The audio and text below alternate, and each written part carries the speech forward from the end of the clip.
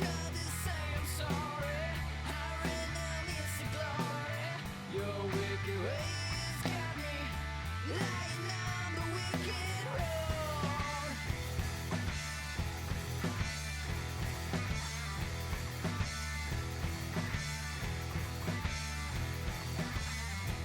Hello and welcome to my SLP video.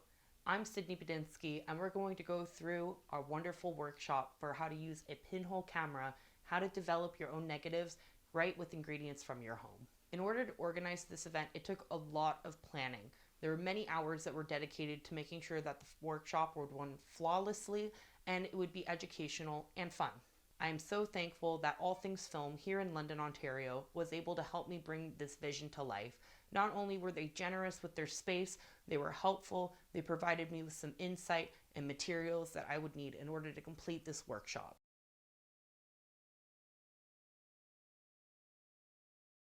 For my SLP, I had an amazing volunteer student.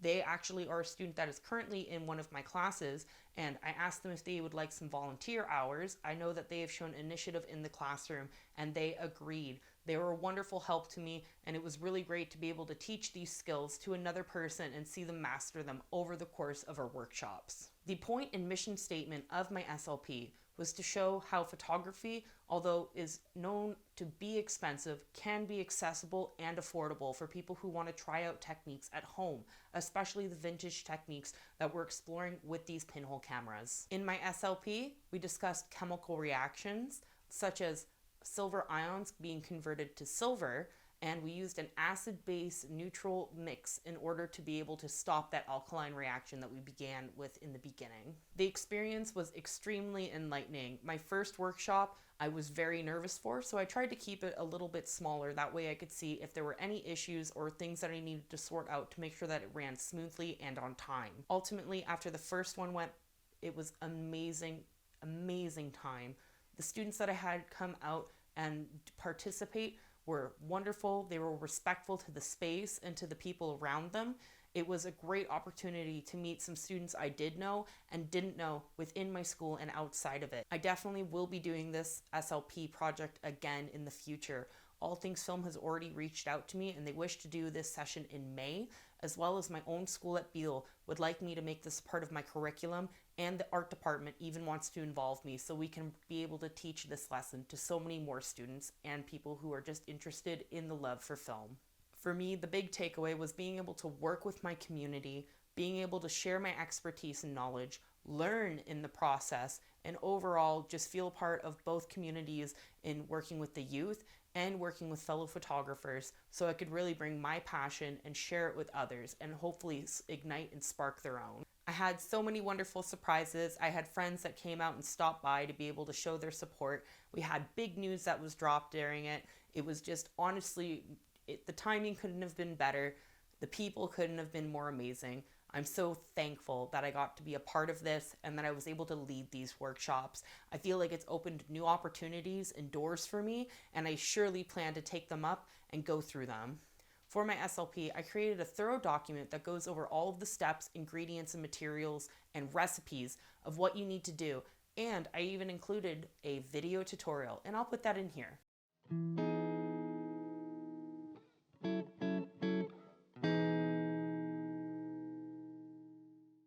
Hello, I'm Sydney Badinsky, and today we're going to be discovering and discussing pinhole cameras, what they are, how they work, and how we can create our own developer and stopper solutions here at home. Technically, any container can be turned into a pinhole camera, given that it doesn't allow any light inside of the container once it is sealed. For example, I have one that's made out of a tin for chocolates, one that is a tin for art supplies, and my personal favorite, a can of coffee grinds. If you really enjoy pinhole photography, I would highly recommend upgrading to a proper pinhole camera. This one is specifically designed that when you open it at the back, you're able to take out the insert, put in your photosensitive paper, load it back in, and then when you are ready, expose your image by uncorking the top. How pinhole cameras work is by once you open the aperture or the hole here, the light then goes through the hole and projects a negative onto the photosensitive paper that is needed to create these images.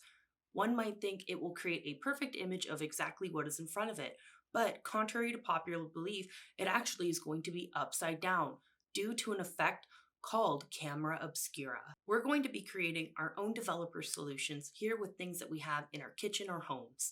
These are also referred to as caffeinol solutions, like the one I'm about to give you a recipe for.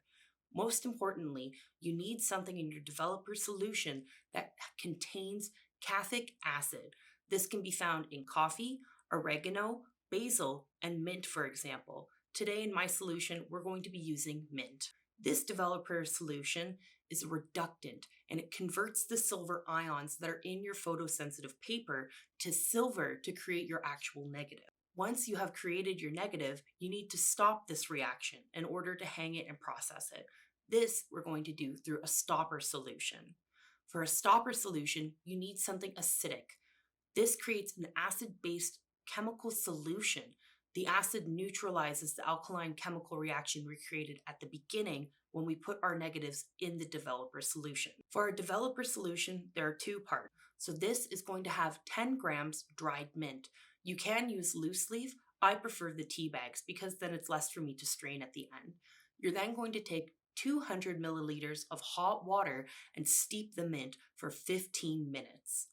After it has been steeped, you're going to strain it into a new container so that you can prepare to mix it into your photo tray.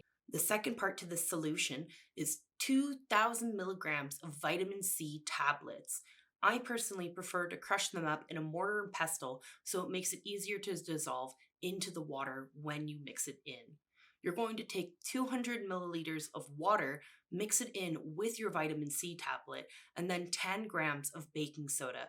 You're going to mix all of this into your second part of your solution and let it sit for 10 minutes to let the bubbles settle. Once both solutions are settled, you're going to put them together into your photo tray, and there you have it, your developer solution.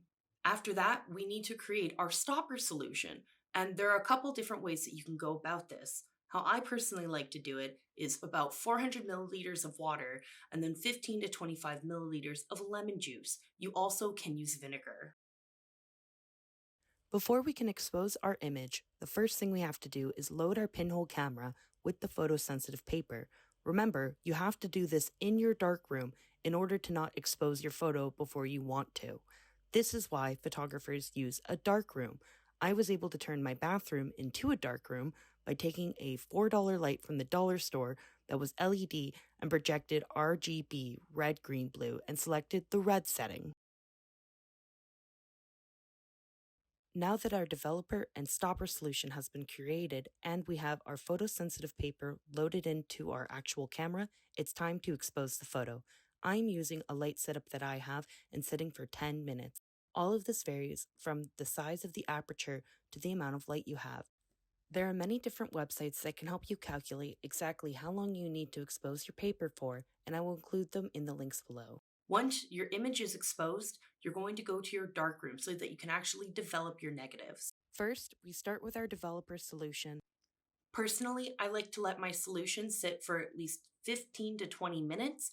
You can keep an eye on it and judge it yourself. Some people might say 5 minutes is only necessary. I'd like to say it depends on the paper and it depends on how much light actually got in when you were photographing with your Pinhole camera.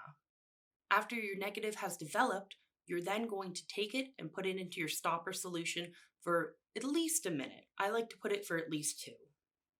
Once you've finished all of that, you can hang it up. What I did was take a piece of string, tie it to my curtain rod and then to my shower head. So I was able to clip all of my negatives up and let them dry. Now that you have your negatives, the final step is photographing or scanning them, taking them into any photo editor software you'd like, and inverting the image to give you your final photo. Thank you everybody for your time today. I hope you enjoyed this project and lesson, and I hope you enjoyed and fall in love with pinhole photography even more. This is Sydney Bedinsky. Have a wonderful day.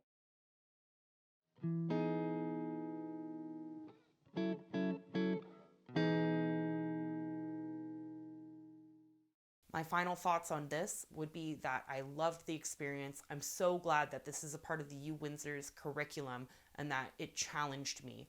It really made me rise to the occasion, learn new things, and just overall get back in touch with the networking and connections that I have made, and just really be able to enjoy something that I love doing and seeing that joy in everybody else. Having that moment where they see their negative turn into a positive is the coolest feeling.